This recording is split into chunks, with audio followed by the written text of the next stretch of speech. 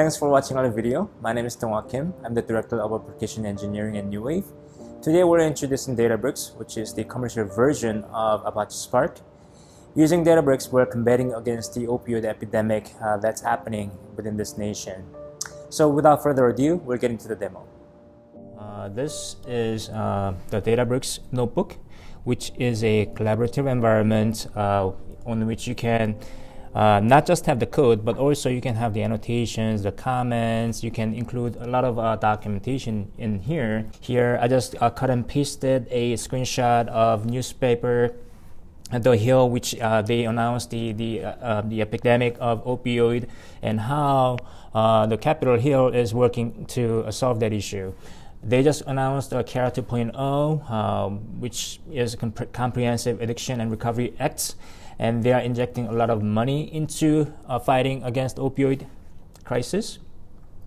Here's another article that I cut and pasted, and I got this graph from CDC website. As you can see, the overdose death involving opioid, synthetic opioids are playing big part in that. And this just shows the opioid prescription per person within states. As you can see, each state, they have different level of prescription rate for opioid. And this graph is really interesting. It shows the sources of prescription opioid among for non-medical use, right? The number one source of getting opioid is given by friend or relatives for free. And then second highest is via prescribers, physicians. And this is what the demo is about. We're trying to locate the outlier in terms of who's prescribing opioid, and it's an effort to sort of help the community in terms of identify who may be possible fraudulent prescribers are. So challenges of doing this demo. We have Databricks, which is great for doing a lot of analytics. You can do real-time visualization. You can process a lot of data in real time. The biggest challenge that we have is getting to the source of the data, right? Because this is very sensitive information, and it's really hard to get data that's related to opioid prescription, who are the prescribers, and who are affected by opioid, who are receiving the drugs and things like that. So only data source that we had was publicly available data, and the main data sources that we worked with are Part D opioid prescriber summary file that's published by Medicare, and then the prescriber information that's also coming from Medicare. And then we're pulling in data from Census Bureau for getting population for state in terms of comparing the prescription rate between states and things like that. But those two are the main data sets that we are working with for this demo. And this just shows some of the capabilities that Databricks is supplementing on top of Apache Spark. They have what's called DBFS, which is sort of like an abstraction layer in terms of attaching S3, AWS S3 storage as local mount point. This is very technical. I'm not going to go over this, but I'm just showing that Databricks as a company has some capability that they have added on top of Apache Spark. Just the capability of notebook again. You can have different annotations, and when you're in the collaborative environment, you may want to leave out some tips for fellow developers or even business analysts who may not be familiar with how the coding works. They can just come into the notebook and understand what's going on within the notebook. So facilitation of the collaborative environment is really what's really driving latest sort of outburst of different kind of notebooks. So here, 2015 U.S. population by state. This is the data that we're pulling in from census, as I told you before, and this is the code that I'm using to pull in the data.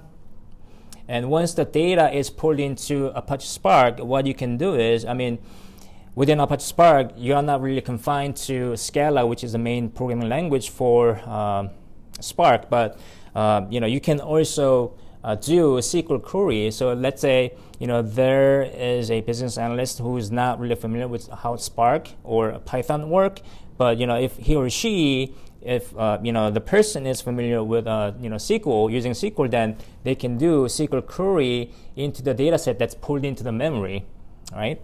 So this is what I'm doing here. So I pulled in US population data, and now that's brought into the memory, and then I can do a visualization by just doing the SQL query here. And if you want to change the type of presentation here, only thing you have to do is just click on different buttons, and then here you have different presentations, right? So this is really the concept of the notebook. And as you can see, this map visualization doesn't really give us much information except that it has different coloring schemes. We thought this was very limiting. Good thing is that Databricks Notebook, it allows us to supplement its capability by adding different type of widgets, and we're going to get into that later. And second challenge that we have is, first, this is tied to the, not being able to get the right data set that we need for identifying or building the model for locating possible fraudulent prescriber, opioid prescriber. Where do you get reliable data set on who committed opioid prescription fraud? This is not really publicly available data set, right? Because it's very sensitive information. So we can only infer from other type of data set that's published, and one of the data sets that we're looking at is OIG exclusion list. Office of Inspector General, they publish a list of prescribers or physicians who are banned from participating in federally funded program. And part of that exclusion list is a column that has exclusion type. So these are two exclusion types that we're interested in. This one is telling us the prescriber is banned because of misdemeanor conviction has taken place against them, and then felony conviction for substance misuse. So using this data set, we can sort of infer that prescriber has committed a fraud or misdemeanor using controlled substance, right? So we're gonna use this list and then compare that, and then join that data with prescriber information that we're getting from Medicare website. So this is just code that's pulling in the data.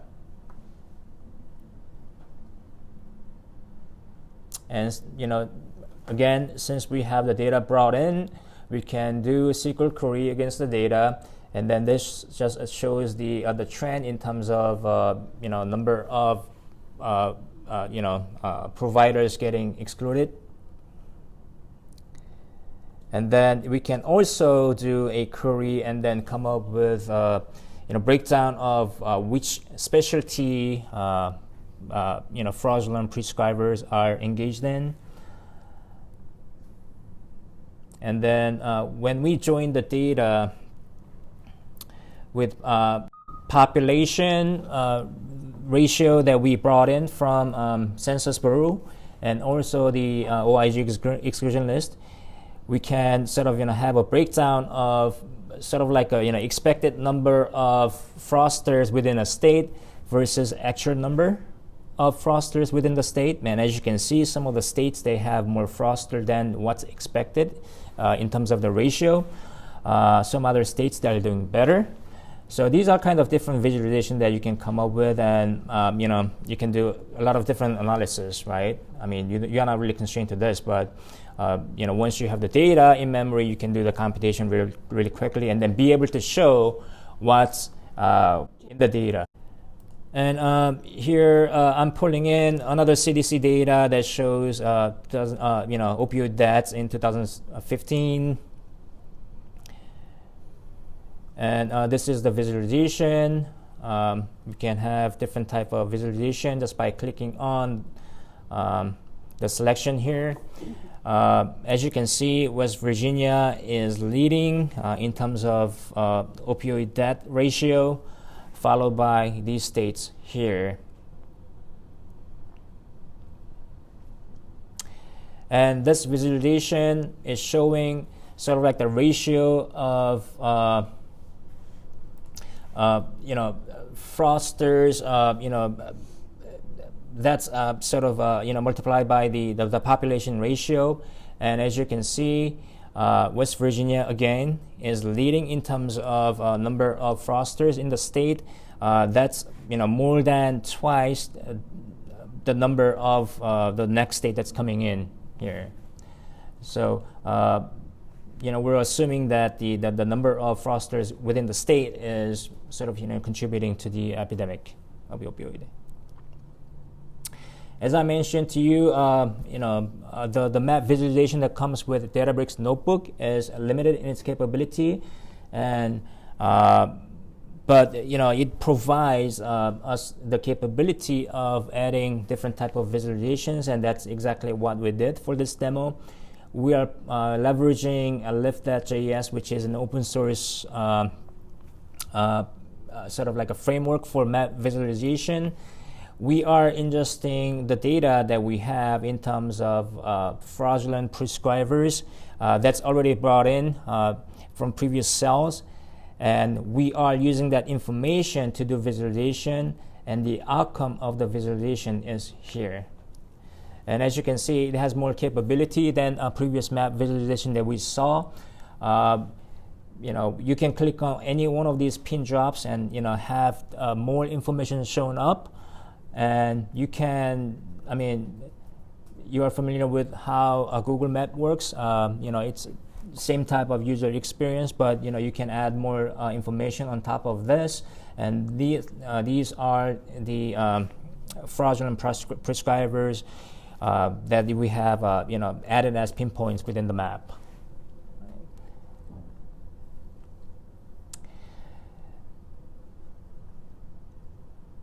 And the objective of the demo is to build a machine learning model that enables us to predict who possible fraudulent prescribers are.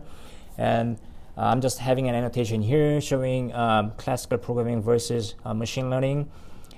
Within classical programming, as you know, you have the rule and you have the data and you get the answer. Machine learning sort of turns that around. You have the data and you already have the answer, which produces the rule. So it's a different paradigm. It's a paradigm shift on how you think about how to solve the problem, right? And I'm just listing the type of steps that you need to have to build machine learning model. And important part of that is doing exploration of the data that you already have. And Apache Spark makes that really easy. You can, once you have the data within the memory that you bring in as data frame, which is a concept within Apache Spark, then you can just say describe, and then it tells you sort of like a high-level stats on the data that you have. You get the count number, you have the mean value, you get the standard deviation, minimum value, and the maximum value on all the columns that you have. So this is really easy way for you to verify or validate, okay, this is a data set that I have, is that good or not? Is there anything missing, and then you can sort of look at the mean value and maximum value, look at the standard deviation to determine whether you need to clean up the data or not.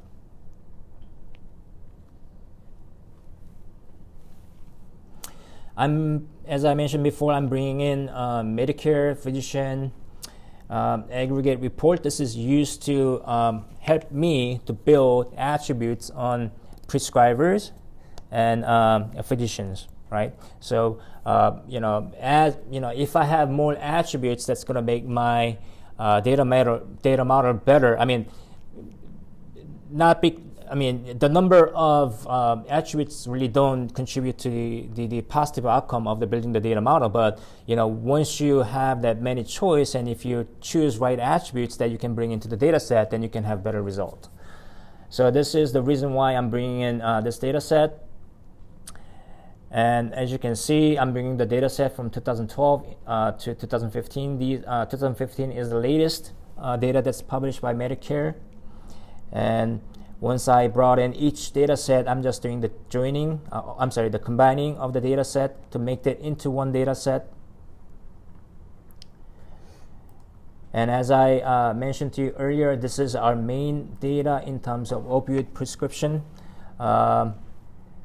Medicare has published the information starting from 2013 into 2015, and I'm doing the same thing here. I'm just unioning the data to have one set, and here in this cell, I am supplementing or adding more features to the prescriber information by leveraging Apache Spark with column method.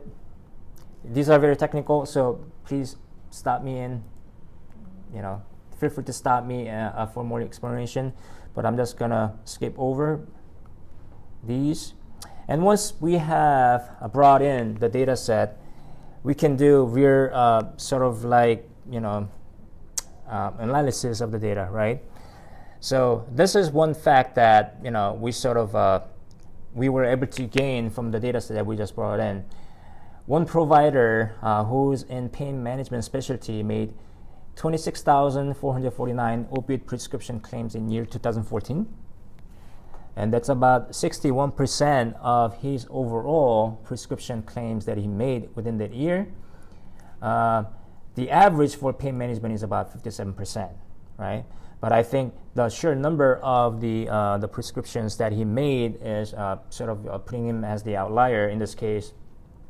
So what we can do here in this case is that since we have the data, we can just do simple select query against the data set that we have in memory, get his MPI number, which is this here, and then we can go to the MPI registry,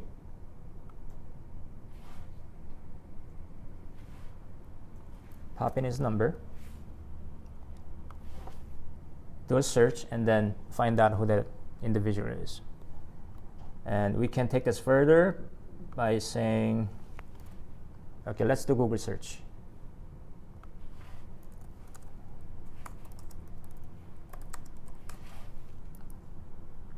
And that's Dr.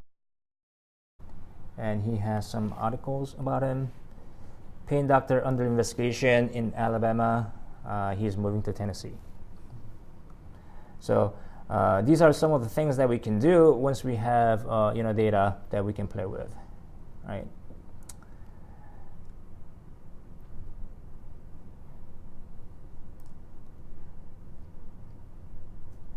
And then I'm doing more analysis of the data set that we have here.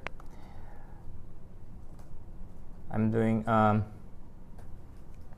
getting the calculation of opioid claims versus total claims for that particular specialty. And another fact that we can have is the total Part D opioid prescription rate in year 2013 to 15 was about 7%. And if you can do the math and do the calculation of how much Medicare is spending money per year, I think you can get sort of understanding of what the number is. And here, I'm doing feature engineering, meaning that I'm adding more attributes to the prescriber information that we have, and I've selected some of the columns that I want to play with here, and I am using this data set to build my machine learning data model. And this is sort of the process that I'm following. So within the data model, you need to have a training data. Within the machine learning, you need to have a training data, which will create the model. And then you also have to have a separate set of testing data to validate your model, right? And I'm just leveraging Apache Spark's machine learning library to build my machine learning data model for the fraudulent prescriber.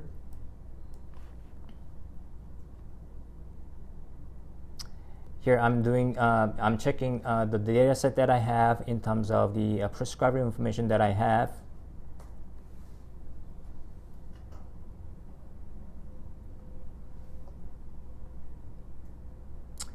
And here I'm just showing the type of data that I have, and as you can see, it's really easy to query the data set that's sort of distributed across different clusters. I can just write the simple SQL query to do that.